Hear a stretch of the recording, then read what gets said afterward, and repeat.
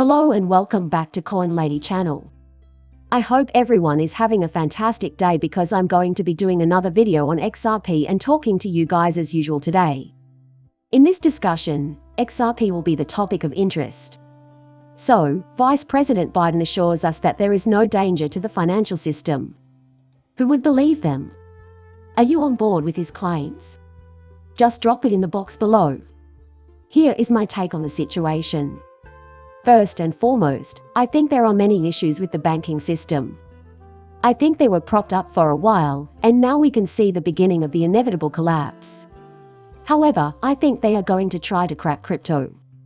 In the meantime, the regulatory stone is taken to the bank and, if it sinks, thrown in the water as part of the crypto witch trials. We predicted correctly that the issue lay in the realm of cryptography. A good floater never floats. Now, this is important, as you can see shockingly, New York State financial regulators shut down Signature Bank on Sunday, making it the third bank failure in a week after the failure of fellow crypto-friendly bank Silvergate Capital Corp and the seizure of SVB financial group Silicon Valley Bank. Frank is stepping back from digital assets as a Signature Bank board member. Clients may have exaggerated Signature's crypto risk, he added. Notice how the story suddenly changes. The use of cryptography is crucial. But Frank insisted that 2023 is not 2008 at all. Today's financial system has fewer weak points than it did back then. He added that the cryptocurrency market may weaken the banking sector, but it will not destroy it. The negative effects have been unfortunate for some people, but they are not a systemic issue. Is crypto having a negative impact on the financial sector in your opinion? When people see the problems with the traditional banking system, I think they turn to alternative methods, such as cryptocurrency. They observe the futility of putting money into a savings account. A member of the Signature Bank Board of Directors claims the bank's shutdown sent a clear message against cryptocurrencies. CNBC reported on the viewpoint of a Signature Bank board member who felt the closure sent a powerful anti-crypto message from regulators. In addition, with this bank's demise, 3 of the most prominent crypto banks in the industry have failed: Silicon Valley Bank, Silvergate, and now this one. The closure of Signature Bank by New York regulators was disclosed in a statement by the Federal Reserve concerning aid to depositors of the Silicon Valley Bank crisis. Alternately, it appears that nefarious motivations related to the digital asset industry may have been at play.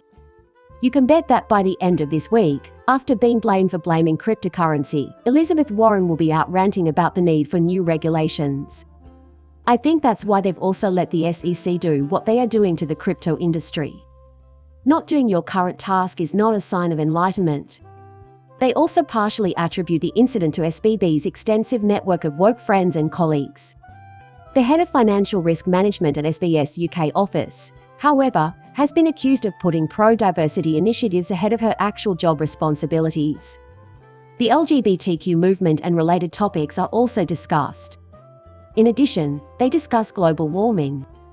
In other words, it's a long list of real-life issues for which an explanation is required.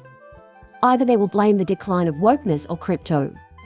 In 2021, Signature Bank turned down Donald Trump's business. Home Depot co-founder Bernie Marcus told Fox News' Neil Cavuto on Saturday that he believes the Biden administration has pushed many financial institutions to care more about global warming than shareholder return. And these financial institutions are poorly managed because everyone is preoccupied with diversity and woke issues rather than the one thing they should be focusing on: shareholder returns. Since many people continue to put their trust in banks to hold their money, I think they should stick to that and nothing else. And, the bank takes your cash, they go and they lend it out, and they get what? The return of your interest plus 6%. What return do you get on your investment? The percentage is negligible, below 1%. Unfortunately, there is an issue there. I think that's why customers are leaving financial institutions in droves. It's something they've been doing for a long time. A number of sizable XRP transactions have been spotted in the past 24 hours. There were 916 million XRP transfers between Ripple and anonymous wallets. A portion of these funds were sent to the cryptocurrency exchange Bittrex, presumably for trading purposes. Moreover, many XRP holders have publicly announced plans to liquidate their holdings. Their legal bills are now due and payable by Ripple. Others claim they resolved their case with the SEC. I think what is really happening is that everyone is making final preparations for something much bigger. Clarifying the answers to SV's inquiries. Ripple was exposed to SVB in some capacity. It was one of our banking partners, and they held some of our funds. The majority of our USD is held with a wider network of bank partners, so we anticipate no disruption to our day-to-day operations. According to Brad Garlinghouse, there is still a great deal of mystery surrounding the future of SVB, but we are hopeful that we will learn more about this and other issues in the near future. However, you can rest assured that Ripple's financial situation remains stable. It's ironic that the struggles of some businesses to meet payroll reveal the continued weaknesses in our financial system. Money transfers within a deeper, more dispersed system were hampered by rumors and the fact that wires weren't operational 24 hours a day, 7 days a week. That's why Brad is raising awareness of the issues plaguing the banking sector.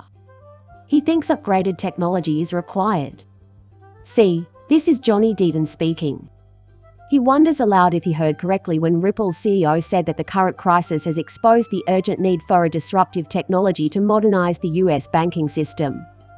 And I think that is exactly what is happening. I think they need to implement a more efficient system. The system has been flawed in my opinion for some time now. The Big Bang migration from ISO 2022 will occur on the weekend of March 2023. Right away, however, people began suggesting that I simply turn the light on. Know that it will arrive in about a week.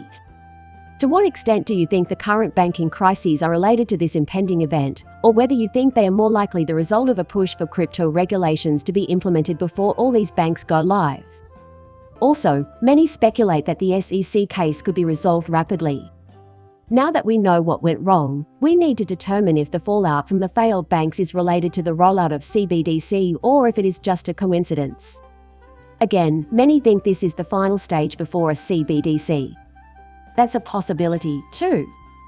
I think a lot of stuff is happening right now, and a lot of stuff is going to happen in the next few days. Check out this news item I found on the Daily Caller's website. Many people have something against HSBC, which has just purchased the defunct Silicon Valley Bank for £1. CBDCs will almost certainly use the announcement of HSBC's purchase of the defunct Silicon Valley Bank as additional leverage. In other words, your DNA will serve as your information. Consider the implications if that is indeed the case. In order to make secret deals with the Federal Reserve, they manufactured a crisis. And I think that's where they are going with it, at least in part. That this is the next logical step could be what they are implying. The epidemic has reached an unstoppable point. This might be easier with the help of a CBDC. The fortunate truth is that we have already created something very similar to this. Of course, this was a rushed measure taken in the past few days. Do not forget that a CBDC can be implemented without a vote in the event of an emergency. They need not bring it up in the Congress. There would be no holding back. Everything would go forward as planned. Superior technology is a boon when times are good but a bane when banks are being robbed. Here's something I thought you might find interesting. In 2008, most people didn't have access to the technology we take for granted now that everyone has a smartphone. The majority of people didn't even have access to broadband. So, when you think of a bank run, you probably picture a long line of people waiting anxiously outside the bank to withdraw their funds. These days, however, things can proceed quite differently. To make a deposit, customers need not even visit the bank.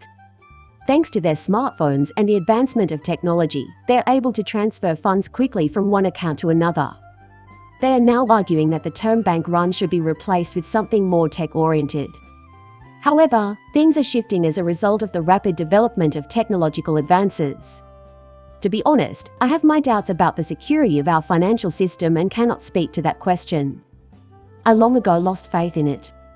If you use your debit card to make a purchase on a Friday, the funds won't actually leave your account until Monday. Sometimes that doesn't reflect until Tuesday or Wednesday if the weekend falls on a holiday. There are times when that needs to shift. One of the reasons I ran away from the bank was because of this. Another reason I did it was because of the mayhem I witnessed offstage. It all starts with seemingly unbelievable offers, such as increased interest on your savings above and beyond what you would normally receive from CD and IRA. However, one must wonder how severe the liquidity crisis actually is behind closed doors. Eventually, XRP will be used to address the liquidity problem. These banks probably weren't the last to fail. Additional dropping seems likely in the not-too-distant future. Plus, I think they are actively working to achieve that goal. There's no doubt that they've made it public that they intend to make everyone whole in this matter. If several things happen at once, and we don't have enough money to deal with them, then the situation will quickly evolve. Anyone who was compensated in this case should examine their banking options carefully before putting their faith in a financial institution again. Everyone reading this should have their eyes opened. Nonetheless, I'm going to end this video here. As always, I appreciate your attention. Many thanks to everyone who has watched my videos. Please like and subscribe my channel. See you later, bye.